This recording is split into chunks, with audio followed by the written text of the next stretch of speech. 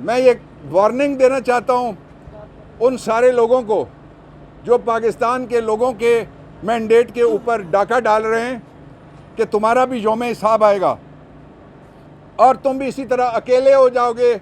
अभी निकलने वाले हो, तुम्हारे चंद दिन रह गए जो 5 गवर्नमेंट्स लाई गई थी। बेसिकली ये किराए की गवर्नमेंट्स थी, गैर आइनी गवर्नमेंट्स थी। जो ही ये जाएंगी इनके खिलाफ आर्टिकल 6 लगता है और धांधली का जो भी जिम्मेदार है उसके खिलाफ भी आर्टिकल 6 लगता है। चंद लोग हैं सिर्फ जो ये सारी धांधली कर रहे हैं और उसका बड़ा सबब नवाज शरीफ का NRO 2 था। और NRO 2 में लाने के बाद मैंने यहाँ खड़े होकर आपके सामने कहा था कि I don't see Nawaz Sharif as prime minister of the country. क्यों भागा है वो? उसके लिए इक़्तिदार ख़ानदान में रखना असल बात है। नवाज शरीफ इक़्तिदार में, उसके घर की सारी ख़वातीन पार्लियामेंट में, उसके ससुराली बहन भाई पार्लियामेंट में, उसके बच्चों के ससुराली बहन भाई गवर्नमेंट में। तो ये कोई शरीफिस्तान थोड़ा ही बनाया था कायदे आज़म अली रहमत ने, ये तो पाकिस्तान बनाया था। और उन्होंने कहा था ये डेमोक्रेसी है, इसको उन्होंने जमहूरिया कहा था। लेकिन ज़िया-उल हक के दौर में जो नर्सरी बनाई गई थी, उस नर्सरी में से जहराब जहरीली जड़ी बूटियाँ आज भी इक़्तिदार के अंदर जड़ें फैलाए बैठी हैं। पाकिस्तान के लोगों ने अपना फैसला जारी कर दिया है। 8 फरवरी को जो अवामी रेफरेंडम हुआ है, उस रेफरेंडम के लिए ना बल्ला था ना बल्लेबाज था, अल्लाह ही अल्लाह था और अल्लाह के बंदे थे जिन्होंने अल्लाह के हुक्म के मुताबिक ज़मीनी खुदाओं को मुस्तरद किया सबको, और वोट के ज़रिए से वो तब्दीली लाए हैं। और जो बैलेट के ज़रिए तब्दीली लाई गई है उसको बुलेट के ज़रिए से अगवाकारी की जा रही है। हमारे MNAs गन पॉइंट पे अगवा किए गए, हमारे MPAs गन पॉइंट पे अगवा किए गए। 3 जगह लेजिटिमेट हुकूमत अगर बनती है, आज बने कल बने, पाकिस्तान तहरीक इंसाफ का राइट है और ये पाकिस्तान के उन लोगों का राइट है बेसिकली जिन लोगों ने वोट दिए हैं। 2 ज़रूरी बातें और मैं कहना चाहता हूँ कि आप जो मर्ज़ी कर लें, इलेक्शन 8 फरवरी वाला माना जाएगा, 9 फरवरी वाला सिलेक्शन नहीं माना जाएगा। और आपने देखा जो ड्रामा करते थे, एक दूसरे के खिलाफ बातें करते थे, नतीजा क्या निकला? वो एक कहता था मैं घसीट के लाहौर की गलियां रंगीन कर दूंगा, कोयटा में घसीटूंगा, पेशावर में, कराची में। वो लेट ही गया है। कोयटा में भी लेटा, पेशावर में भी लेटा, लाहौर में भी लेटा, कराची में लेटा, और लेटे हुए भी उसने अपने हाथ से कमाल की एक चीज़ नहीं छोड़ी, चेरी ब्लॉसम। वो उसने पक्की पकड़ी हुई है। तो ये जो चेरी ब्लॉसम प्राइम मिनिस्टर लाया जा रहा है, इसका सारी दुनिया ने कहा है कि ये इलेक्शन नहीं है, ये सिलेक्शन है। सिलेक्शन नहीं, धांधली है। तहरीक इंसाफ कहती है धांधला है, पाकिस्तान के लोग कहते हैं डकैती है। मैं ये और इलेक्शन कमीशन पाकिस्तान का सबसे महंगा पाकिस्तान के ख़जाने को और पाकिस्तान के लोगों को पड़ रहा है। ये कमीशन, इतने पैसे तो कोई पाकिस्तान का दूसरा जो इदारा है जिसका ताल्लुक इंसाफ के साथ है, जिसका ताल्लुक मुसावात के साथ है, जिसका ताल्लुक इलेक्ट्रल सिस्टम के साथ, इतना महंगा इदारा कोई नहीं है। लेकिन इस धांधली को मैं हैरान हूँ इस बात पे, इसका नोटिस लेने के लिए अगर कोई सुओ मोटो हरकत में नहीं आ सकता तो आइन में से सुओ मोटो का इख्तियार ख़त्म कर देना चाहिए। क्योंकि पब्लिक इम्पोर्टेंस का इससे बड़ा क्वेश्चन क्या और हो सकता है कि ये 2 वकील खड़े हुए हैं जिनका मैंडेट चोरी हो गया। तो वो जो सारे दोस्त हमारे नारा लगाते हैं काले कोट वाले, तो क्या वही काला कोट जो शरीफों ने पहन के सुप्रीम कोर्ट की बिल्डिंग में वो गए थे जमहूरी हुकूमत के ख़िलाफ़, उसकी बात हो रही है? बाकी काला कोट किधर गया? इसकी इज़्ज़त, इसकी आबरू और वोट की इज़्ज़त किधर गई? नवाज शरीफ, आपसे जो बदला लिया गया है, कौम ने लिया है।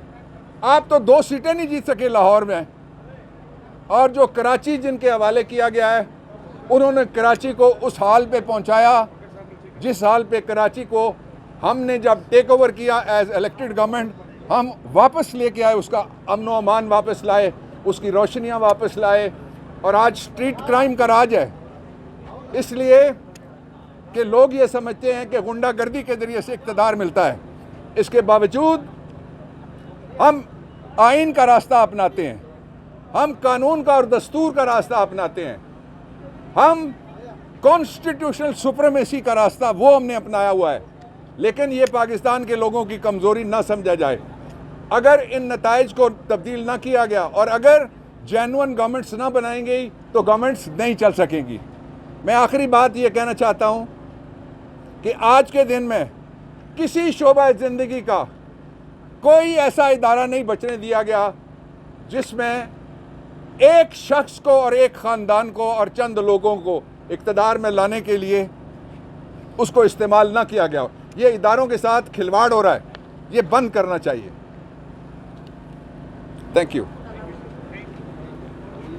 ये पाकिस्तान की जो पार्लिमानी और आईनी तारीख़ है और जो सियासी तारीख़ है उसका 76 साल में दूसरी दफ़ा सबसे स्याह चेहरा सामने आया है।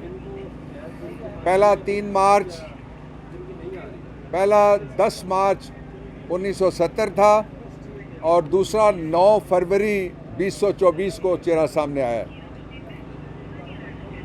और उसकी वजह यह है कि जो 8 फरवरी का इलेक्शन था उसमें कौम ने कैदी नंबर 804 को मैंडेट दिया। कराची का सारा मैंडेट पाकिस्तान तहरीक इंसाफ का है और बलूचिस्तान का सारा मैंडेट जिनको मिलना चाहिए था वहाँ लोकल पार्टीज़, नेशनलिस्ट पार्टीज़ और पाकिस्तान तहरीक इंसाफ, उनसे चोरी नहीं किया गया, डकैती मारी गई है। ये पार्लिमानी तारीख़ की सबसे बड़ी धांधली है और सबसे तवील धांधली है। तवील इसलिए कि आज 2 हफ्ते गुजर गए इलेक्शन हुए तकरीबन, तो अभी तक धांधली जारी है, अभी तक रिज़ल्ट नहीं आया। दुनिया में मजाक बना दिया गया है और लोगों तक सच पहुंचने से रोका नहीं जा सकता।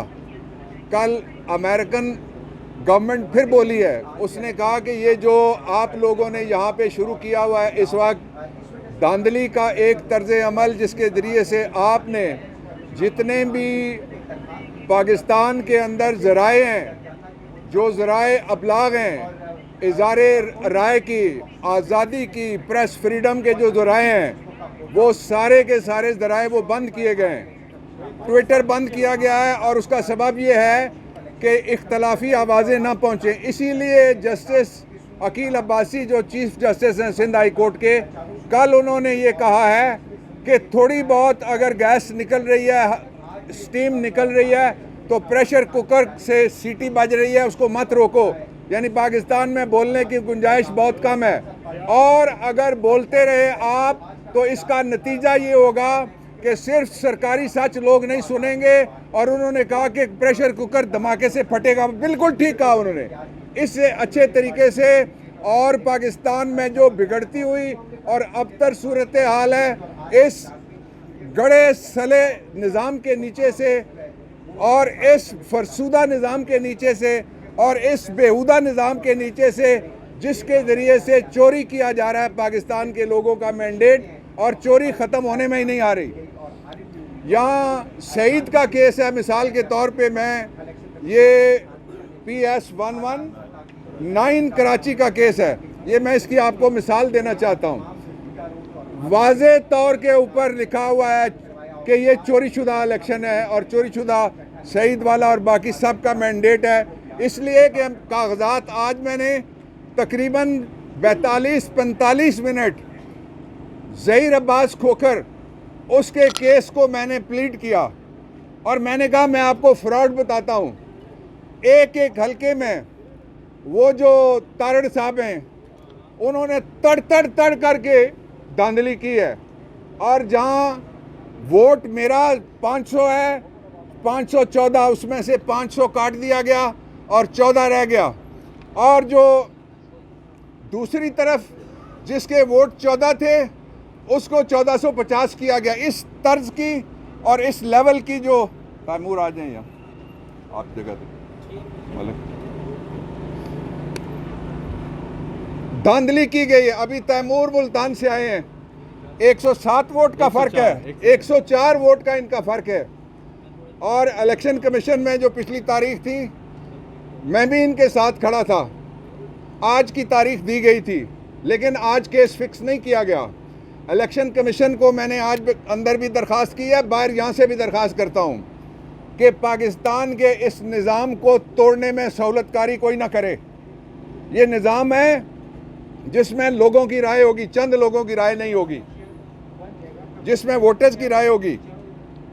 आप लाए थे, धांधली की जब आपने अमेरिका के साइफर के बाद आपने धांधली करके इसी शख्स को बिठाया था। बिठाते ही आपने कहा मुबारक को डॉलर 100 रुपये का हो गया, मुबारक को इकॉनमी बहाल हो गई। बेड़ा गर्क कर दिया इन्होंने पाकिस्तान का 22 माह में। और अब PDM2 सीज़न 2 उसके बहुत ख़तरनाक नताइज होंगे। ये तीसरा साल है जिसमें वोट देने वाले हार गए, वोट गिनने वाले वो जीत गए।